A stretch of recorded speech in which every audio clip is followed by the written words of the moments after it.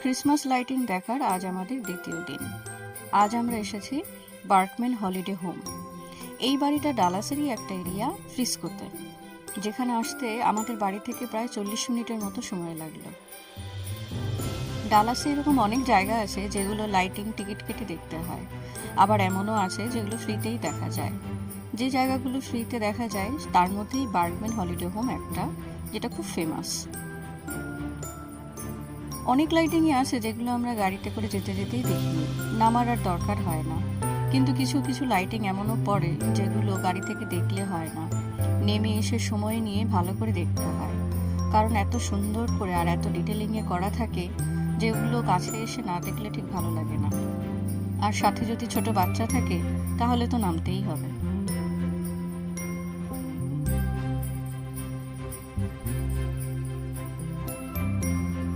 বাইরে কিন্তু আজ টেম্পারেচার অনেকটাই কম। মোবাইলে দেখাচ্ছে 5 ডিগ্রি আর ফিলস লাইক 1। যদিও আমার যেভাবে হাত জমে যাচ্ছে তাতে মনে হচ্ছিল এর থেকে অনেক কম টেম্পারেচার।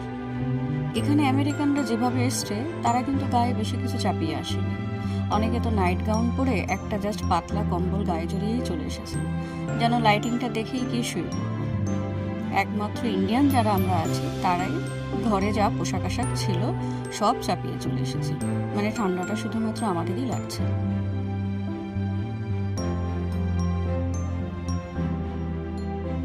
ক্রিসমাসের লাইটিং এর থেকেও আমার সবচেয়ে বেশি ভালো লাগে ওদের এই সাজানো দেখতে। ওরা এত সুন্দর করে সাজায়, দেখতে দারুণ লাগে। সত্যি কথা বলতে শুধু এই সাজানো দেখতেই আমরা ছুটে আসি।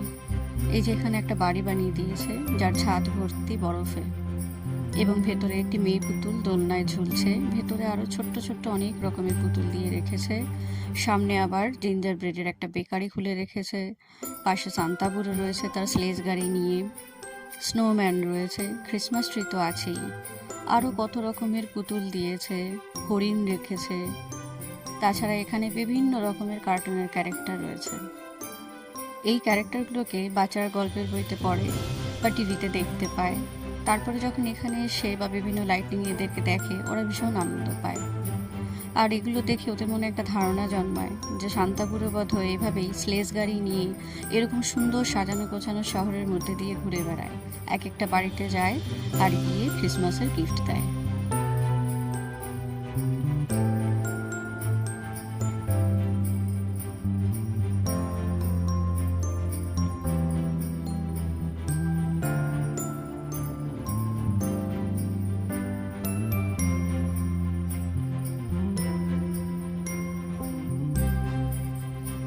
বাড়িটার সামনে যেখানে গ্যারেজ রয়েছে তার মধ্যে ওরা একটা ছোট্ট সুন্দর শহর বানিয়ে রেখেছিল।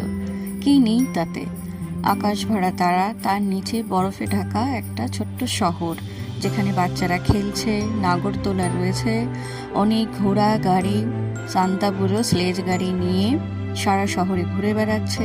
কখনো সেখানে ওয়াচ টাওয়ার থেকে পুরো শহরটাকে দেখছে। এত সুন্দর করে সাজিয়েছে লাইট দিয়ে আর বিভিন্ন রকমের পুতুল দিয়ে, দারুণ লাগছিল দেখতে।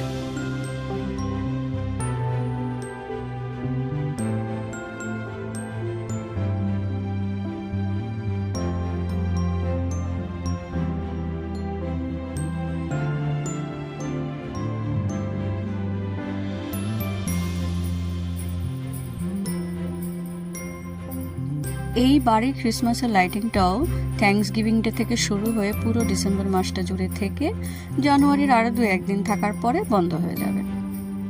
এবং ভাবলে অবাক লাগে যে এত লাইটিং এবং এত কিছু দিয়ে বাড়িটা সাজিয়েছে, প্রত্যেকটা জিনিসকে ওরা খুলে রেখে যত্ন করে রেখে দেবে যাতে আবার পরের বছর ঠিক একই রকমভাবে বাড়িটাকে সাজানো যায়। ওরা প্রত্যেক বছরই বাড়িটাকে ঠিক এইভাবেই সাজায়, এবং এই সাজানোর জন্য বাড়িটা ভীষণ ফেমাস এই পুরো ডালাস এরিয়াটাতে।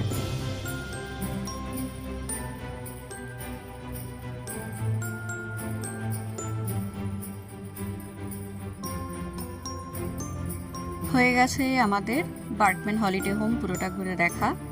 সামনে পেছনে আশেপাশে গ্যারেজে যেখানে যা লাইটিং করেছে সাজিয়েছে পুরোটা আমরা দেখে নিয়েছি।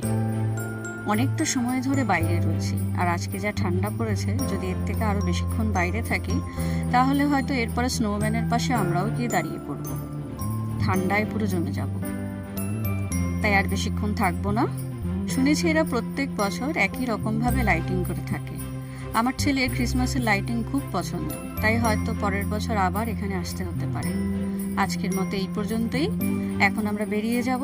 যাওয়ার আগে আরেকবার একটু ভালো করে বাড়িটা দেখি, তারপরে বেরিয়ে যাব।